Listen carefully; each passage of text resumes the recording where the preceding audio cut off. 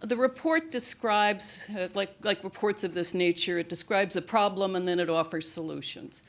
The challenges are known to everyone in this room: changing finances, changing demographics, declining public trust in higher education, rising questioning of the value of higher education, and the values of the institutional decision makers behind it. Part of the problem, I think the Commission said, is our governance structures. They are not well equipped to be the decision-making forum, as Governor Bredesen said, that we need for these issues. And in fact, some of their practices and policies may contribute to institutional instability and problems. So governance is part of the problem. And changes in governance have to be part of the solution, in fact, can be. I think there's a lot of evidence of high-performing boards in this country, as well as a lot of evidence of not so much. So let's start with you. You come out of a long history in a public system, in a campus in a public system. You know community colleges as well as regional universities.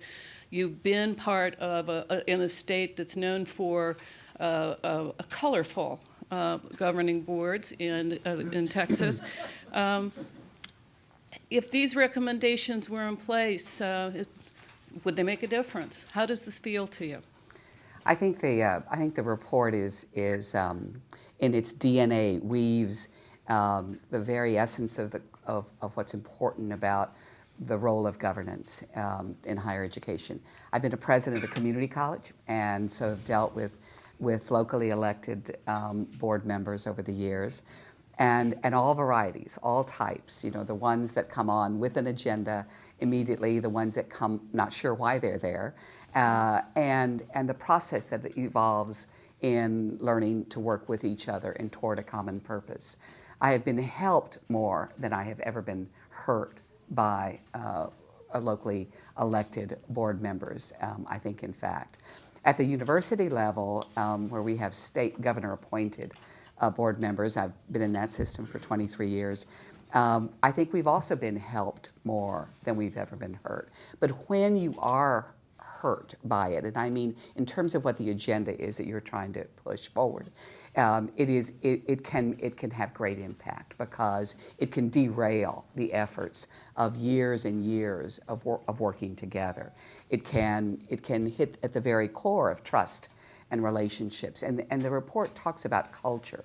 And I thought that was very, very important to bring up, because if there is not the culture of trust between a CEO and a board, and between board members and other board members, then it derails the very best of efforts. So I thought the board, the report did a very good job of describing the complexity of the relationship and asking for attention to be paid to kind of professional development for board members to improve the way they govern and assist in the process. Thanks.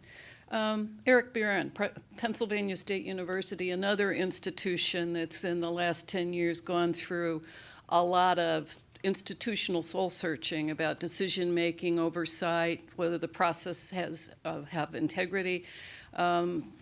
What's your thinking about these themes and your experience? Okay, so I think the advice that is provided is very thoughtful.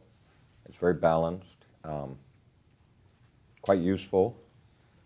In particular, the notion of defining roles and understanding those roles is absolutely critical.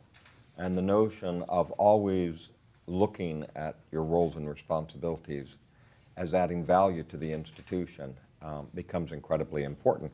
And in my mind, this means that you take on this primary responsibility of thinking strategically.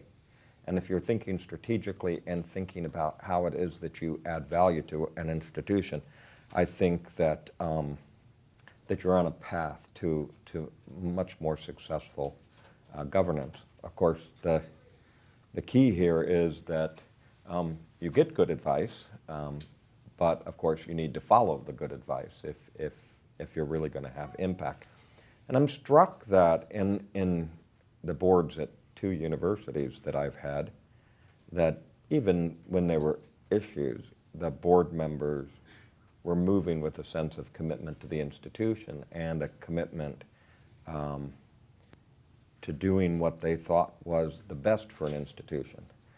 But in that process, I think you can get caught up in all of those issues and not think quite so consciously about your specific roles and responsibilities. And you may be doing it out of, you know, a great sense of feeling and commitment to the institution, but it will move much more effectively and much more towards improving higher education, I think, if we're following the advice that's laid out in the report.